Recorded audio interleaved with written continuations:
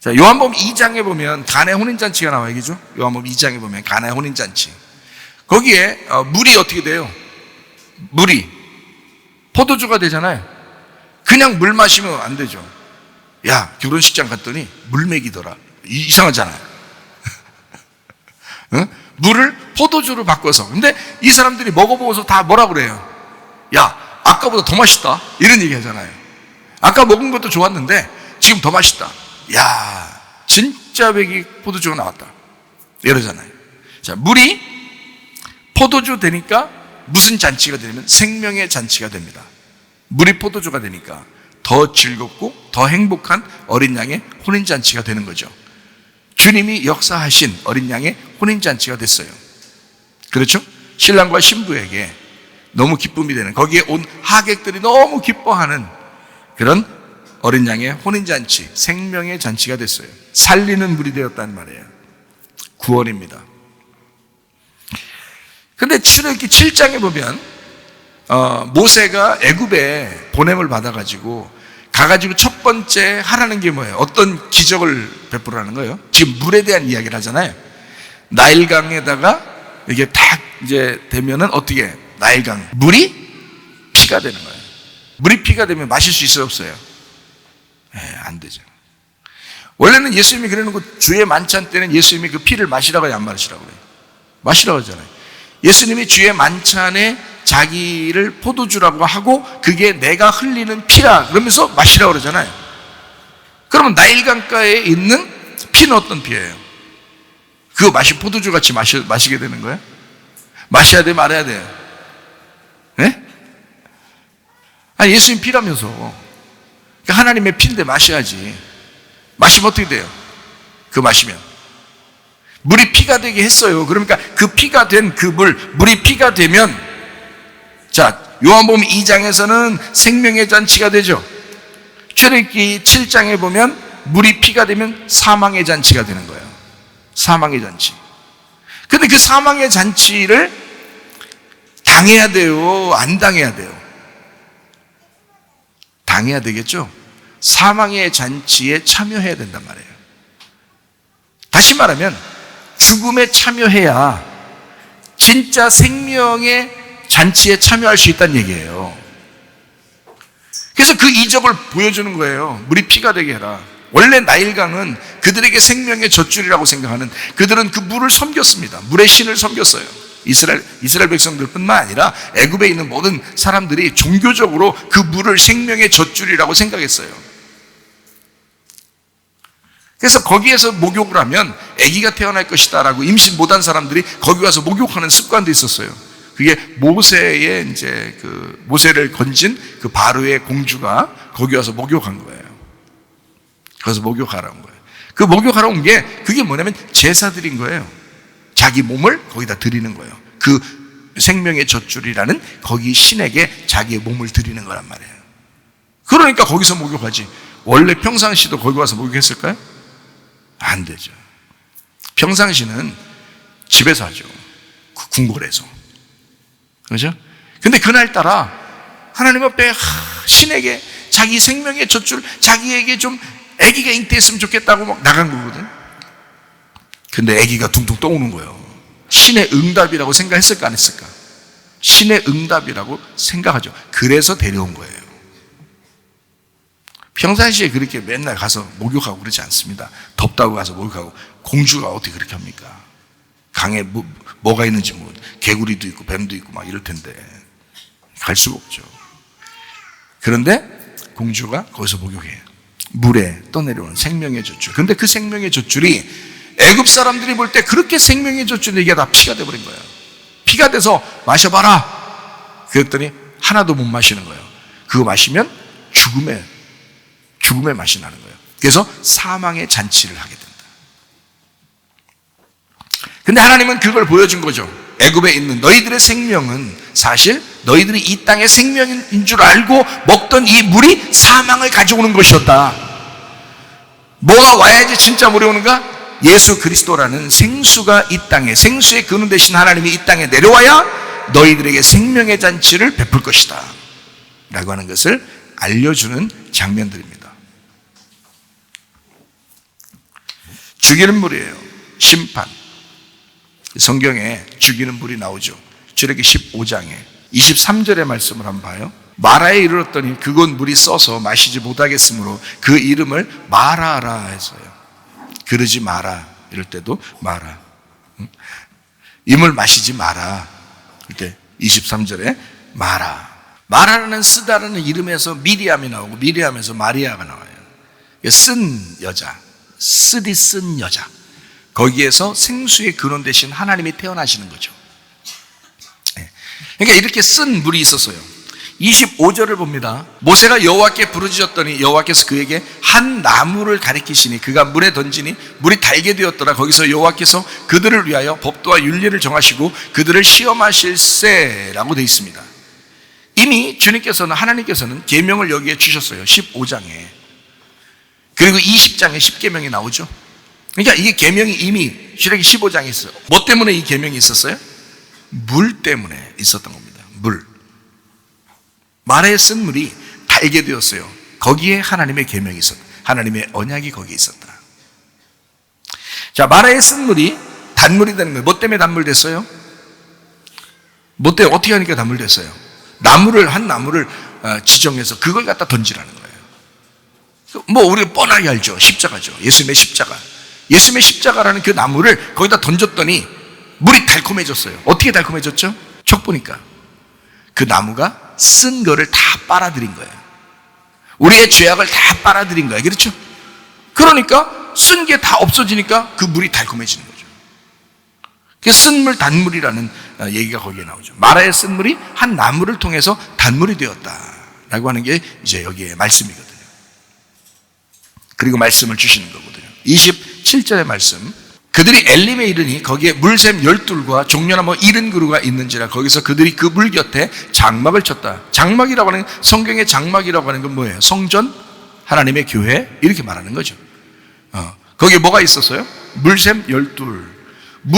물이 흐르는, 그 살아있는 물이 흐르는 물샘이 12개예요. 구약의 지파가 몇 개죠? 12지파. 신약의 제자가 몇 명이죠? 12제자. 그렇죠? 보석이 몇 개죠? 요한계시록에 보면 하늘나라에 있는 보석이 몇 개예요? 12개. 예. 그리고 문도 12개. 천사도 12. 다 12로 돼 있죠? 12. 교회의 모습입니다. 완성된 교회의 모습. 그게 12이에요. 예수 그리스도가 이 땅에 오셔서 완성하면 그러면 12이 되는 겁니다. 거기에 하나님의 교회를 세웠다. 그런 말이거든요. 70이라고 하는 건 하나님의 사람들을 얘기하는 겁니다. 하나님의 사람들 70그루의 나무가 있었다. 이제 이런 이야기하거든요. 승리의 나무, 종려나무, 물 곁에 장막을 쳤더라. 뭐 이런. 자, 그러니까 출애굽기 15장에는 어떻게 되어 있다고요? 마라의 쓴물이 한 나무를 통해서 단물이 되었다. 그러니까 쓴물과 단물이 다 같이 필요한 이것을 하나님의 언약, 그 계명이다. 이렇게 얘기한 거죠. 말씀을 가르친 거다. 민수기 21장에 보면 불뱀, 노뱀이 나오죠. 그럼 불뱀도 필요하고 노뱀도 필요하다는 얘기예요. 그래서 불뱀을 다루노라 했더니 모세가 노뱀을 다뤘다. 이런 얘기가 나오죠. 그러니까 불뱀이 노뱀이었더라라는 얘기예요. 자, 불뱀은 심판하러 온 거고 노뱀은 구원하러 온 거예요. 그러니까 성경은 심판하러 오면 죽이는 것이고요, 구원하러 오면 살리는 것입니다. 그러니까 사망의 잔치와 생명의 잔치는 같이 있는 것이다. 이거를 십자가와 부활이라고 그러는 거예요. 이걸 복음이라고 그래요. 그러니까 복음은 율법이 파헤쳐져서 율법이 이해가 되는 걸 복음이라고 그러는 거거든요. 그걸 뭐라고 그러냐? 예배 성공이라고 그러는 것입니다. 예배 성공. 그러니까 율법이라는 이 하나님의 말씀이 그냥 그대로 읽으면 여러분 이 모든 말씀이 율법입니다. 예, 구약이든 신약이든 다 그냥 읽으면 다 율법이에요. 여러분에게. 그죠? 근데 이것이 하나님 말씀이 성령에 의해서 깨달아졌다. 그러면 복음이 되는 거죠. 이 말씀이 복음이 된다고요. 그럼 자기 가슴으로 오게 되죠. 그거를 예배 성공이라고 한다. 그러니까 하나님 말씀이 깨달아지는 것을 예배 성공이라 그런다. 여러분이 말씀 들어와서 그냥 내가 평생에 뭐 그냥 내가 뭐 한 몇십 년을 내가 그냥 예배도 드리고 설교도 들었는데 뭐 내가 뭐 다 똑같아, 맨날 똑같아, 이게 그건 당신이 똑같은 거지. 진짜 하나님 말씀을 사모하고 의무를 마신 사람은 달라요. 다르게 된다고요. 어떻게 똑같습니까?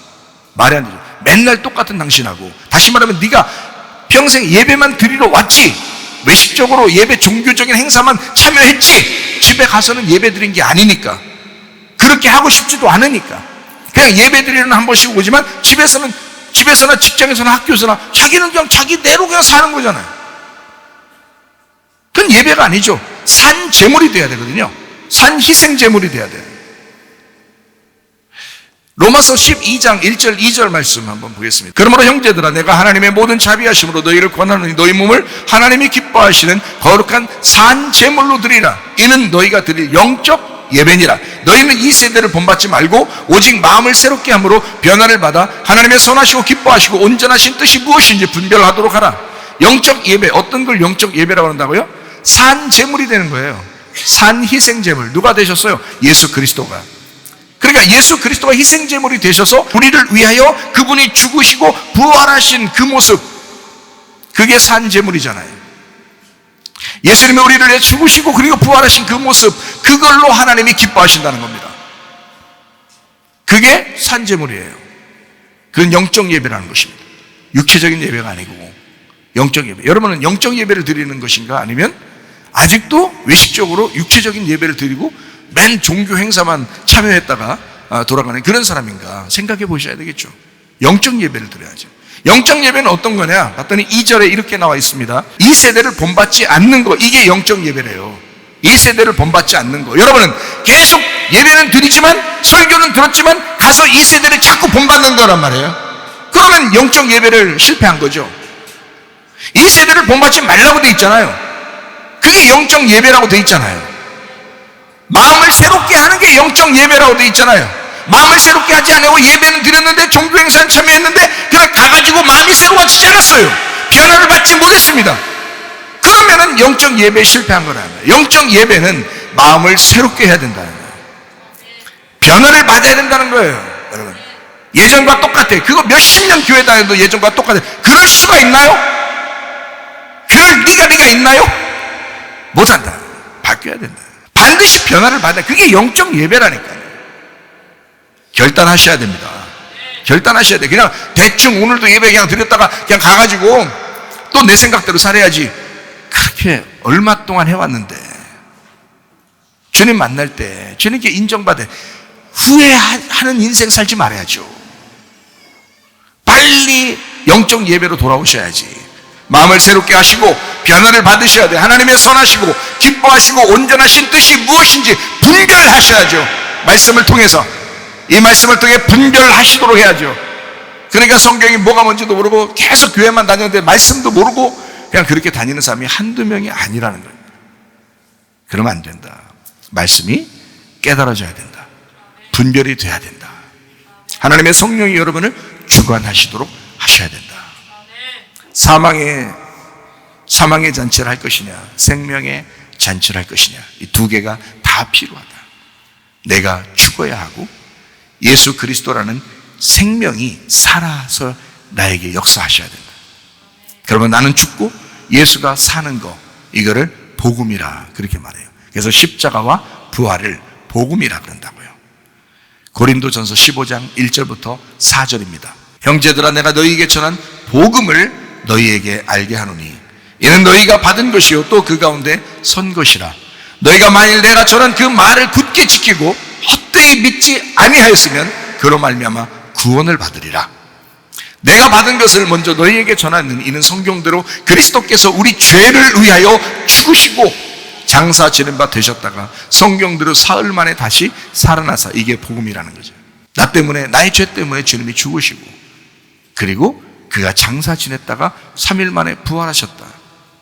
그러니 여러분, 누구와 함께 사는 거예요? 여러분, 죽을 죄인의 모습으로 계속 살아야 되는 거예요? 아니면 부활하신 예수님 그 생명의 잔치를 하면서 살아야 돼요? 어떻게 살아야 돼요? 우리가 생명의 잔치를 하며 살으셔야 합니다. 그게 영적 예배니까 그런 거예요. 교회만 다녔다고 영적 예배 드린 건 아니죠. 교회 다니면서 영적 예배가 무엇인지 분별하셔야죠. 하나님의 뜻이 무엇인지 분별하셔야죠.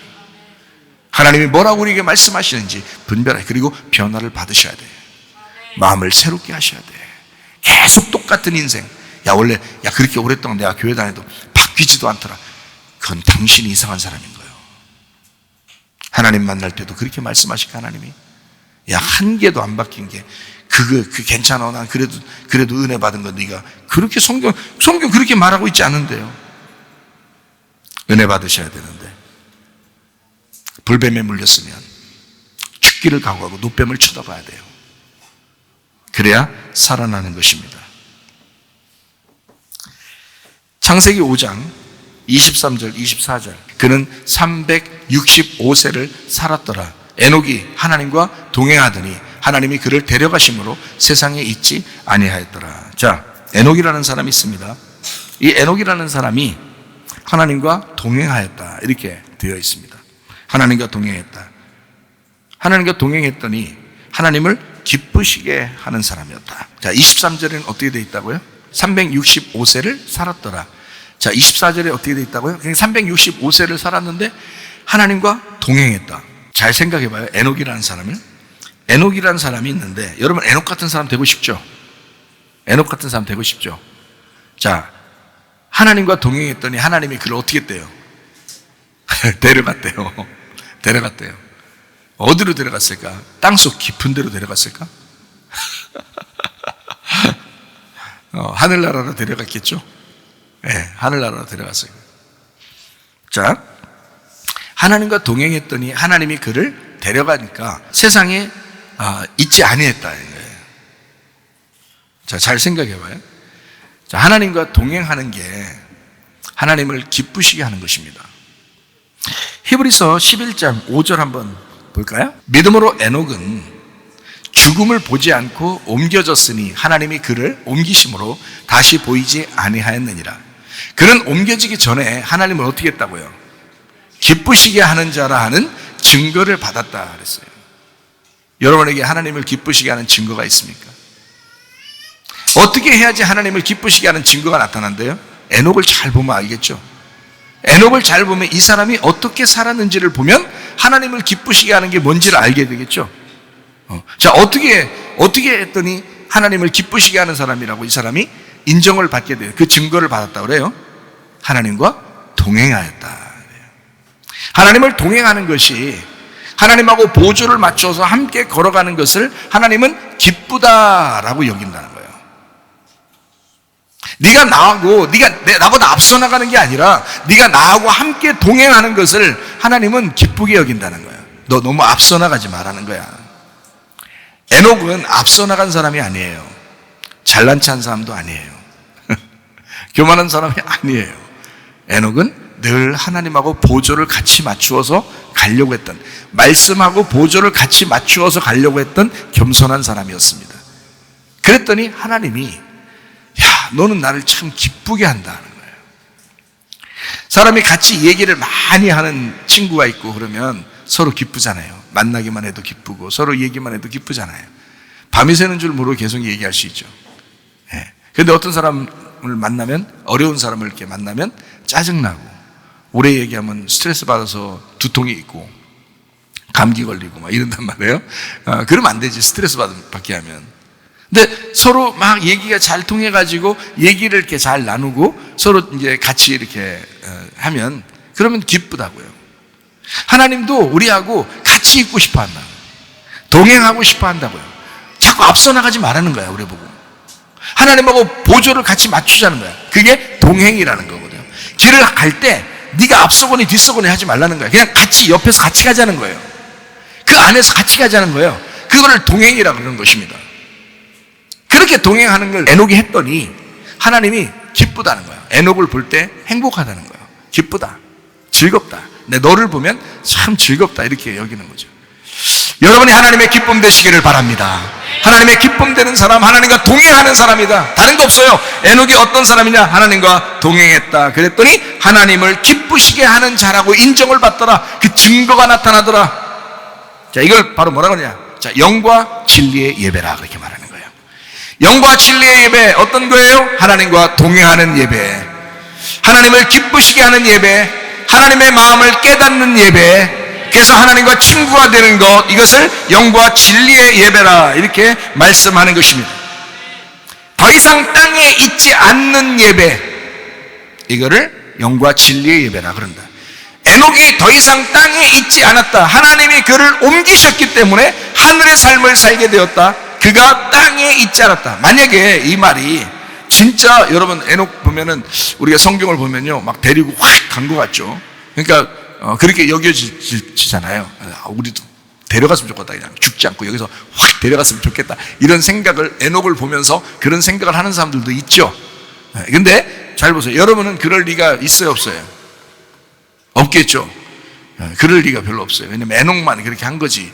여기서 다 데리고 가고 막 이래봐요. 중간중간 막 남아있는 사람들이 얼마나 가족들이 헷갈리겠어요.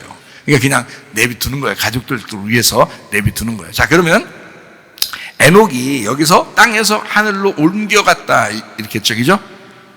하나님과 동행했더니 하나님을 기쁘시게 하고 하나님은 그 사람을 기뻐하는 자를 땅에서 옮겼다. 자, 땅에서 그를 옮겼다. 세상에 있지 아니했다. 그러면 봐요, 하나님이 있는 곳으로 갔다는 얘기야, 그죠? 그죠? 땅에, 세상에 있지 않고 하늘에 있는 곳으로 갔다. 잘 봐요. 자, 땅에서 하늘로 옮겼다는 거예요. 자, 여러분 오늘 예배드리러 모인 여러분이 지금 땅에 있는 거예요? 땅에서 지금 옮겨서 하늘의 삶을 살기 위해서 예배드리고 있는 거야? 하늘의 삶을 살려고 예배드리러 모였잖아요. 이거를 무슨 삶이라고 하냐? 세상에 더 이상 있지 아니했다. 그러니까 에녹이 세상에 더 이상 있지 아니했다. 그 말은 하나님과 동행하느라고 하나님이 기쁘시게 하는 자라 칭함을 받는 사람이 되었다. 하늘에 있는 속한 사람, 하늘에 속한 사람이 되었다. 더 이상 땅에 속한 사람이 아니다. 여러분과 제가 이 땅에서 세상에 속한 사람이 아니라 하나님 앞에 예배드리고 하늘의 삶을 살고 하나님과 동행하기 위해서 여기 나와 있는 이 사람들은 땅에서 들려서 하나님이 우리를 옮기신 사람들이라 이 말이에요. 자, 에녹만 예배 성공하는 건가요? 우리도 예배 성공하는 건가요? 우리도 예배 성공하는 것이다 이 말이에요. 영과 진리의 예배, 하나님을 깨닫는 예배, 하나님과 동행하는 예배라 이거죠. 그 에녹이라는 사람, 자, 하나님은 어디에 계신가? 창세기 1장 2절에 나와 있는 말씀이 있는데요, 땅이 혼돈하고 공허하며 흑암이 깊음에 있고 하나님의 영은 수면 위에 운행하시니라. 이 지구라는 땅을 하나님이 그 새의 날개로 이렇게 품으시고, 그리고 그 물 위에 존재하시는 분이 하나님이시다. 자, 어떤 걸 얘기하는 거예요? 거룩한 걸 얘기하는 거예요. 분리가 되었다는 걸 얘기하는 것입니다.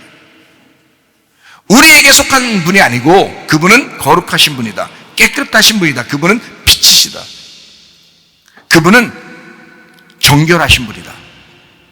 자, 그러면 보세요. 하나님이 그쪽 이렇게 이 땅이 아니고 이렇게 떠서 물 위에 존재하시는 하나님이에요. 수면 위에 존재하시는 하나님, 수면 위에 계신 하나님. 그럼 우리는 그 하나님을 만나서 살아갈 때는 어떻게 살아갈 수 있겠어요?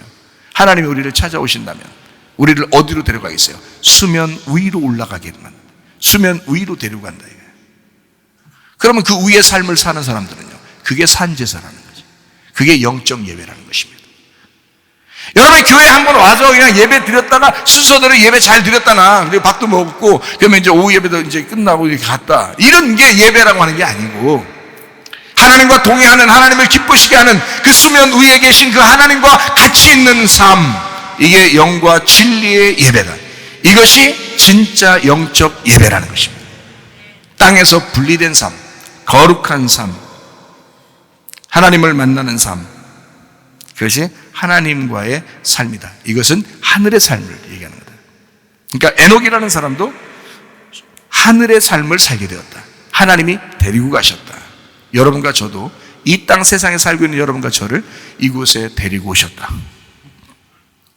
영과 진리의 예배를 드리게 하기 위해서, 진짜 생수를 마시라고, 진짜 빛 가운데 오라고, 그 하나님이 나와 동행하자고, 같이 살자고, 하나님이 기뻐하시는 삶을 살자고, 그 하나님의 생수라는 그 우물가, 하늘의 우물, 생수의 근원 되신 그 하나님에게 우리를 데리고 오신다. 그게 영과 진리의 예배라는 거예요. 목마른 사람들아 다 와라, 값없이 와서 마셔라. 하나님은 생수의 근원이니까 너희가 정결해라, 너희가 거룩해라. 그게 예배니까. 하나님 앞에 돌아와라. 목마른 사람들아 돌아와라. 그러면 하나님께서 거룩하게 만드실 것이다. 너에게 생명의 잔치에 초대할 것이다. 그게 진짜 영적인 예배입니다. 예배 성공하는 사람들 다 되시기를 바랍니다. 모두 예배하는 자 되어 온전히 영과 진리로 주를 예배하자. 주가 우리와 함께 영원히 함께 하시고 마르지 않는 샘물로 우리 채우시리라. 우리 한번 기도하겠습니다. 우리 하나님 앞에 기도합니다. 하나님, 우리가 생명수의 예배를 드리게 하옵소서. 예배 성공하는 자들 되게 하옵소서. 주님의 생수, 하늘에서 내려오는 그 위물을 마시는 주의 사람들이 되게 하옵소서. 그 하나님과 동행하는, 그 하나님을 기쁘시게 하는, 그래서 그 하늘의 삶을 살아가다가 주님 만나는 사람들 되게 해달라고 우리 한 목소리로 기도하겠습니다. 우리 하나님 아버지의 사랑과 은혜에 감사를 드립니다. 주의 생수를 마시는